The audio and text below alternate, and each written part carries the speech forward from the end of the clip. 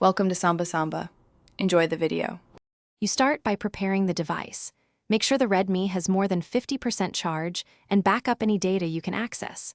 Once done, power the phone off completely. You're going into recovery mode. To enter recovery, press and hold volume up and power simultaneously until the logo appears.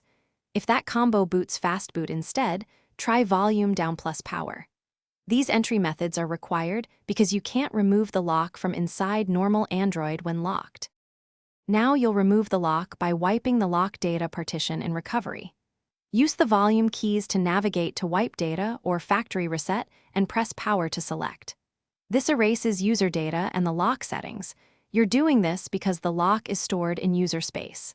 If the device is encrypted or recovery shows a persistent lock, select Format Data and type Yes to confirm.